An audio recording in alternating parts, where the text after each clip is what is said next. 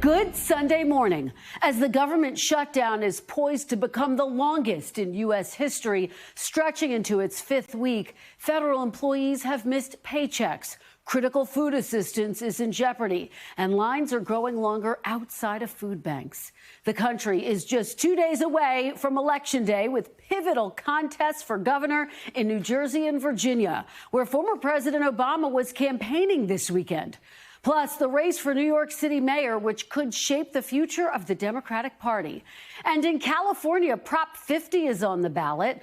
Governor Gavin Newsom's attempt to add safe Democratic seats to the congressional map in his state in response to red states doing the same at the behest of President Trump. My interview with Governor Newsom is coming up next. But first, we start with Steve Kornacki and a brand new NBC News poll with some big results. Steve, break this down for us. Yeah, Kristen, as you say, 48 hours from now, the first votes of major elections since last year's presidential. We're going to get them. And this NBC News poll here is our first poll since the spring. And what we find is a mood that has soured on Trump and the Republican Party in that time. An approval rating of 43% now in our new poll for Donald Trump. But check out our previous poll. This was back in March.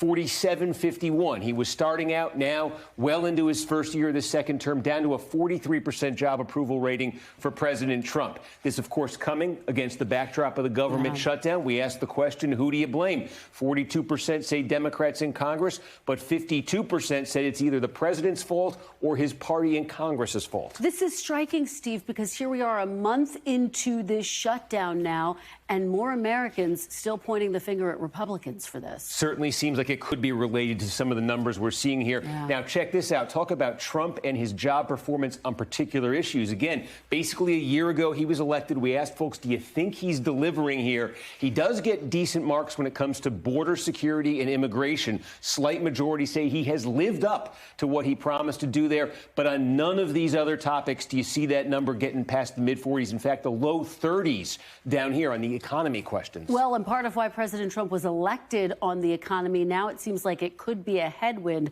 heading into Tuesday for Republicans. And a huge shift, obviously, from his first term, too, when he actually did get good marks there. So you talk about heading into this Tuesday. We asked folks about their enthusiasm for the midterm elections. That'll be next year, 2026. But this was astounding. 66%, two-thirds of all voters have a high level of interest. We will find that number typically on the eve of the actual midterm election. This is a year out.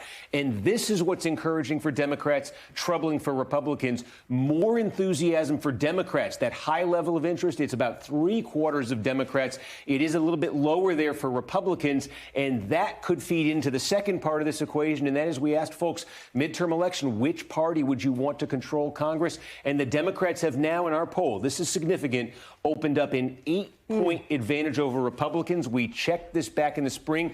It was dead even. That 8-point level is typically what you would find for a party that's poised for a big midterm election. That's the kind of lead Democrats had when they swept to power in Congress in Trump's first term. So we'll see if that holds now going forward. But that's a potentially big shift. Are there notes of caution here for Democrats?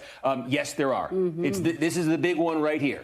The party's image. Democrats only 28% positive. Look at that, 53 negative. Republicans, it's only 37 and 46. Democrats are 25 points underwater. Wow. And we should also note, this is coming, as we say, during the shutdown. And our pollsters do note that sometimes during shutdowns, there can be a little volatility in these numbers. So I think it really heightens the stakes for Tuesday night in these elections, and especially in New Jersey, because Republicans think they can win that one.